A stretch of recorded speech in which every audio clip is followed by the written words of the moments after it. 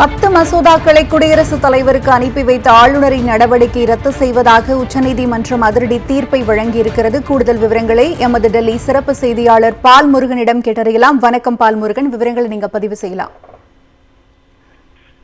ஆளுநருக்கு எதிராக தமிழ்நாடு அரசு தொடர்ந்த வழக்குகள் மீது உச்சநீதிமன்றம் சற்று முன்னர் தீர்ப்பு வழங்கி முடித்திருக்கிறது.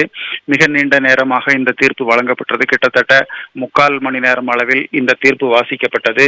நீதிபதிகள் பர்திவாலா, மகாதேவன் அமர்வுதான் தீர்ப்பு வழங்கியது. இந்த அமர்வினுடைய மூத்த நீதிபதி பர்திவாலா தீர்ப்பை வாசித்தார்.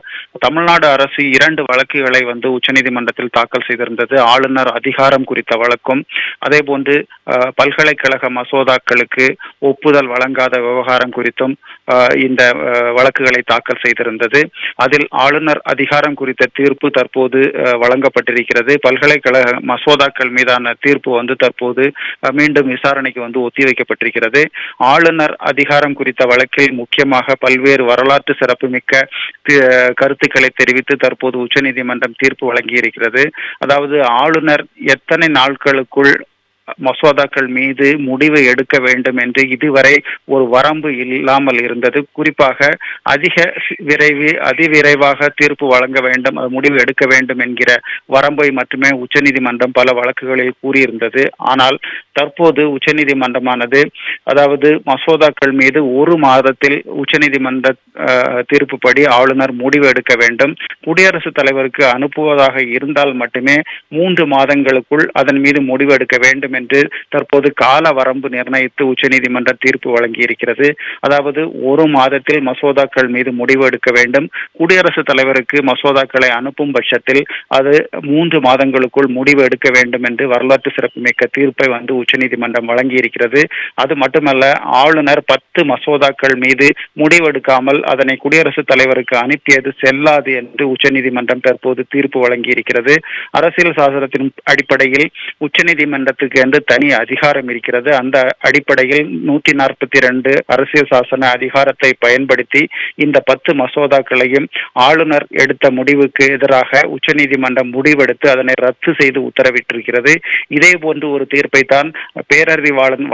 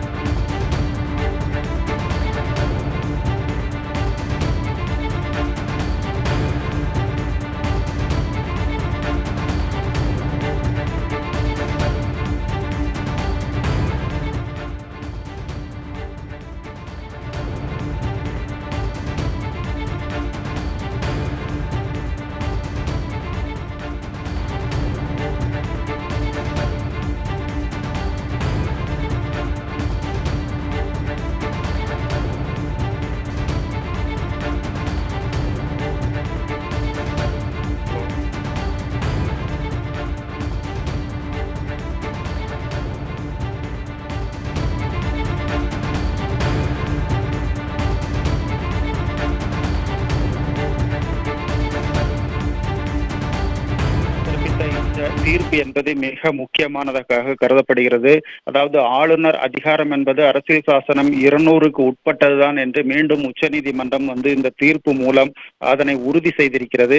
குறிப்பாக ஆளுநர் என்பவர் மாநிலங்களினுடைய சட்டப்பேரவை, அமைச்சரவையினுடைய முடிவுகளுக்கு ஏற்ப செயல்பட வேண்டும் என்று உச்சநீதிமன்றம் இன்றைய தீர்ப்பிலும் சுட்டிக்காட்டியிருக்கிறது. ஆளுநர் என்பவர் வீண் தடை போடுபவராக இருக்கக்கூடாது, அதாவது ரோடு பிளாக் செய்பவராக இருக்கக்கூடாது என்கிற கருத்தை உச்சநீதிமன்றம் கூறியிருக்கிறது. அரசியல் சாசனத்தினுடைய உயர் அதிகாரத்தில் இருப்பவர்கள் அரசியல் சாசனத்தினுடைய மூலத்தை பின்பற்ற வேண்டும் என்று தற்போது உச்சநீதிமன்றம் இந்த தீர்ப்பு மூலம் கூறியிருக்கிறது. குறிப்பாக ஆளுநருக்கு பல்வேறு இடங்களில் உச்சநீதிமன்றம் இந்த தீர்ப்பின் மூலம் கண்டனங்களை தெரிவித்திருக்கிறது என்றுதான் கூற வேண்டும்.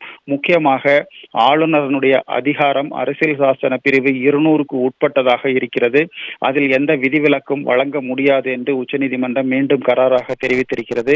இன்றைய தீர்ப்பு என்பது வரலாற்று சிறப்புமிக்கான தீர்ப்பாக இருந்தது என்று வழக்கு தீர்ப்பு முடிந்தவுடன் மூத்த வழக்கறிஞர் வில்சன் நீதிபதிகளிடம் தெரிவித்தார். இந்த வரலாற்று சிறப்புமிக்க தீர்ப்பை மிக்க நன்றி என்றும் அவர் தெரிவித்தார். மக்களுக்கு இந்த தீர்ப்பு மூலம் புதிய ஒரு உற்சாகம் கிடைத்திருக்கிறது, பிறந்திருக்கிறது, புதிய நம்பிக்கை பிறந்திருக்கிறது என்றும் வில்சன் நீதிபதிகளிடம் தீர்ப்பு முடிவில் தெரிவித்தார். முக்கியமாக இந்த தீர்ப்பின் அடிப்படையில் பார்க்கும்போது சில முக்கிய புதிய தீர்ப்பு விவரங்களை இந்த தீர்ப்பின் மூலம் உச்சநீதிமன்றம் அளித்திருக்கிறது. இதுவரை ஆளுநருக்கு எந்த கால வரமும் இல்லாமல் இருந்தது. இன்றைய தீர்ப்பின் அடிப்படையில் ஆளுநர் ஒரு மாதத்தில் மசோதாக்கள் மீது முடிவு எடுக்க வேண்டும் என்கிற கட்டாயத்திற்கு தள்ளப்பட்டிருக்கின்றனர். அது மட்டுமல்ல, குடியரசுத் தலைவருக்கு மசோதாக்களை அனுப்புவதாக இருந்தால் மட்டுமே 3 மாதத்திற்குள் அதனை அனுப்ப வேண்டும் என்றும் உச்சநீதிமன்றம் தீர்ப்பு பிறப்பித்திருக்கிறது. பல மாநிலங்களில், குறிப்பாக தமிழ்நாடு, கேரளா, மேற்கு வங்கம் போன்ற மாநிலங்களில் ஆளுநர்கள் பல ஆண்டுகளாக மசோதாக்கள் மீது முடிவெடுக்காமல் இருந்த நிலை இருந்தது. தற்போது தமிழ்நாடு அரசு தொடர்ந்த இந்த தீர்ப்பு மூலம் அதற்கு ஒரு முடிவு கிடைத்திருக்கிறது என்றுதான் கூற வேண்டும்.